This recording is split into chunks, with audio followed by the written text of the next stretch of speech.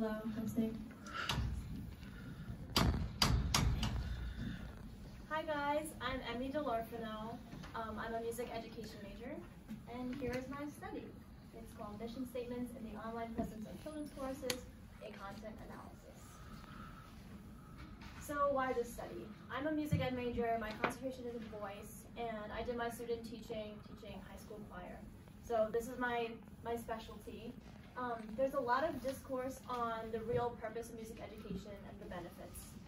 Music teachers are always facing threats to funding, and they always find themselves having to defend programs and recruit to have enough numbers for funding or just to keep a program alive. So aside from research, there's just talk on why should we do music education.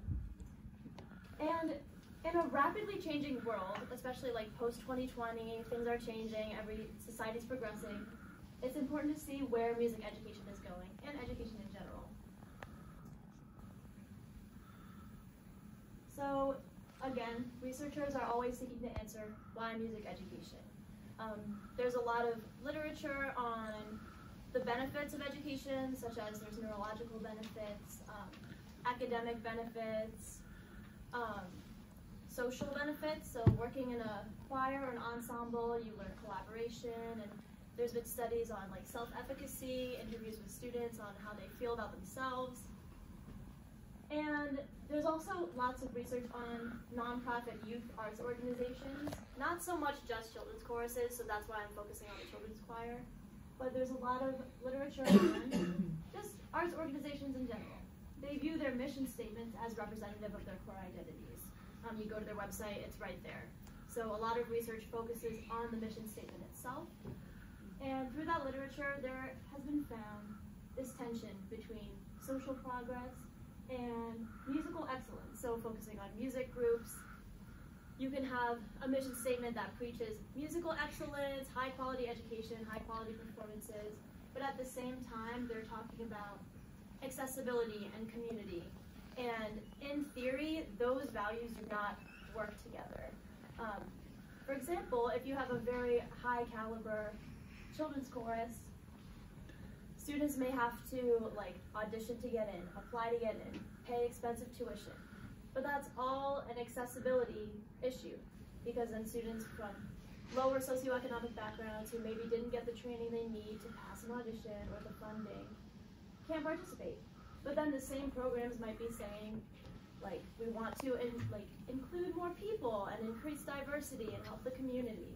So those values are in conflict in a lot of mission statements.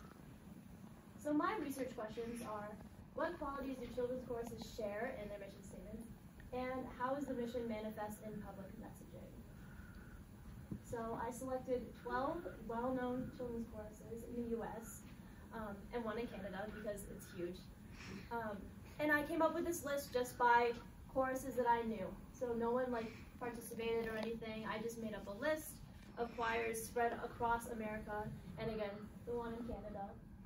And for people who don't know what I mean by a children's chorus, it's an extracurricular organization where students can take music classes and participate in an ensemble. A lot of them are very prolific performing groups, and they're well known for their high quality performances. So the first thing I did was made a word cloud of the mission statements. I got rid of articles and conjunctions and proper nouns to not skew any data. Then I did a content analysis in 2 parts, the first part being the mission statement, and the second one being recent posts from each of their Facebook pages, because I wanted to see how the missions connect to public presence and public communications. So I literally just counted the keywords in the missions and the types of Facebook posts that we had. So here is the word cloud.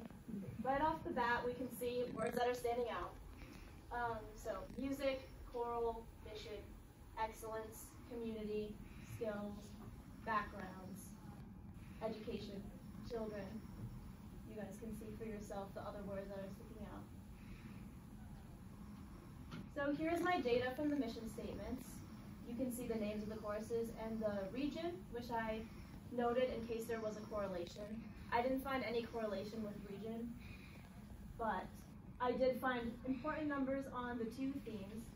So there was more of a prevalence of accessibility and community themes, but at the same time, there still was a high presence of those artistic excellence themes. And here's the same data in a more visual format. You can see blue is artistic excellence, red is accessibility and community. So we can see how the accessibility is a lot more common. There was only one children's chorus that did not have any keywords about accessibility. And it's interesting that I'm doing this study now because I have a suspicion that if I had done the same study like 5 years ago, that red category would be much lower. So then for my Facebook page analysis, I found trends in the types of posts. So I looked at the post and then I summarized basically what it was and why it was posted. So the highest categories of posts: concert ads, faculty and student shoutouts, performance videos, and donation requests. I went into the Facebook content analysis looking for the themes that I found in the mission statements, but I kind of didn't find them. I found these instead, and I didn't want to put them in a box of a certain theme because the intent wasn't quite clear.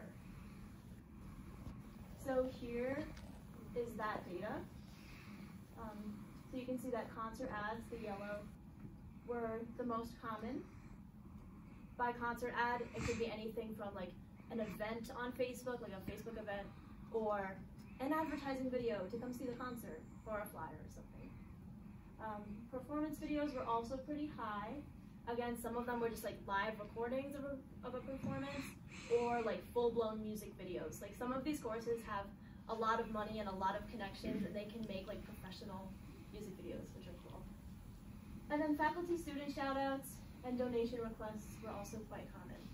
I want to note that there was a category of other/miscellaneous that didn't make it into this table, so there were other posts. So connections to the literature, I found the tension that the literature was talking about.